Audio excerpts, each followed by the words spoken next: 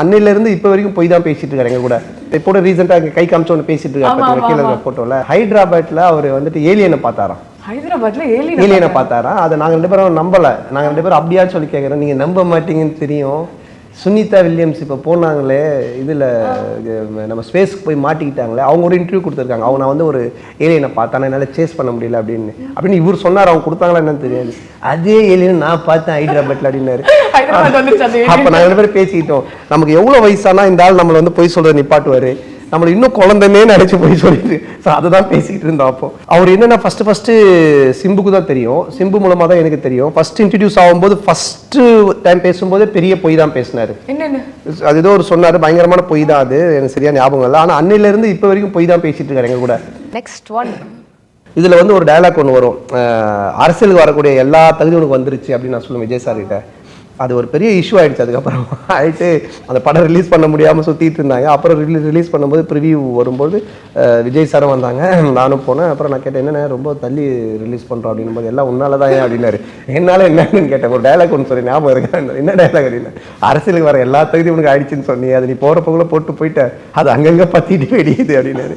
So first அவர் அரசியலுக்கு சம்மந்தப்படுத்தி பேசின dialogue என் dialogue தான். அஜித் சார் இந்த ஃபோட்டோ நீங்கள் சொல்கிறதுக்கு முன்னாடி நாங்கள் வந்துட்டு இதை பற்றி பேசியே ஆகணும். பிகாஸ் இந்த ஒரு இன்டர்வியூ வந்துட்டு ஒரு ஆங்கர் பார்க்கவும் சரி, ஆடியன்ஸாக பார்க்கவும் சரி, நாங்களாம் ஏங்குறோம். இது மாதிரி ஒரு இன்டர்வியூ திருப்பி எங்களுக்கு யாருக்கா வாய்ப்பு கிடைக்காதா இல்லையான்ட்டு. இந்த எக்ஸ்பீரியன்ஸ் எப்படி இருந்துச்சு? இது ஃபோட்டோ பில்லா பண்ணி முடிச்சதுக்கு அப்புறமா அஜித் சாரோட பண்ணி முடிச்ச உடனே நான் கிரீடம் ஃபர்ஸ்ட் படம் பண்ணேன், அடுத்தது பில்லா பண்ணேன். 2 படம் பண்ண உடனே அவருக்கு என்ன ரொம்ப பிடிச்சிருச்சு. எவ்வளோ ரொம்ப நேரம் பேசுவார், ஒன்றா சாப்பிடுவோம் லஞ்ச் டைமில் எல்லாமே. ஸோ அப்போ திடீர்னு ஒரு நாள் ஃபோன் பண்ணி இது மாதிரி கேட்டார், இது மாதிரி சந்தானம் ஒரு இன்டர்வியூ பண்ண நீங்கள் பண்ணுறீங்களா அப்படின்னு சொல்லி கேட்டார்.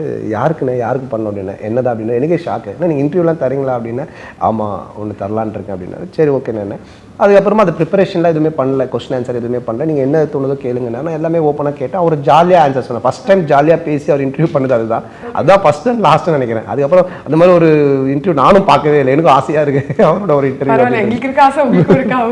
விஷால் மதகத ராஜா, விஷாலோட பண்ண எல்லா படமும் வந்து பார்த்தீங்கன்னா எங்கள் 2 பேர் பாண்டிங் ரொம்ப நல்லாயிருக்கும். விஷால் எது சொன்னாலும் பயங்கரமாக ரசித்து சிரித்து என்ஜாய் பண்ணுவார் போல்.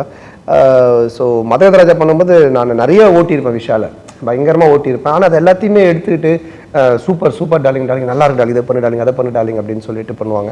ஸோ நான் நம்பவே இல்லை. சுந்தர்சி சார் சொல்லும்போது எப்படி சார் இப்போ போய் ரிலீஸ் பண்ணுறீங்களே அப்படின்லாம் சொல்லி கேட்டேன். ஆனால் சுந்தர்சி சார் வந்து ரொம்ப கான்ஃபிடென்ட்டான ஒருத்தர். அவர் ஒன்று பண்ணார்னா அது வந்து ரொம்ப கான்ஃபிடென்ட்டாக, இல்லை இது ஜெயிக்கணும்னா அது ரொம்ப சொல்லி அடிப்பார் அவர். ஸோ அந்த மாதிரி அவர் எடுத்து திருப்பி அதை கலர் கரெக்ஷன்லாம் பண்ணி அதை அவரே எடுத்து செலவு பண்ணி அதை ரிலீஸ் பண்ணி ஜெயிச்சு காமிச்சார். அவர் முக்கிய காரணம். ஸோ இதில் எங்கள் 2 பேர் பாண்டிங் ரொம்ப நல்லா இருந்ததுனால ரொம்ப யதார்த்தமாக ஒர்க் அவுட் ஆகிடுச்சு.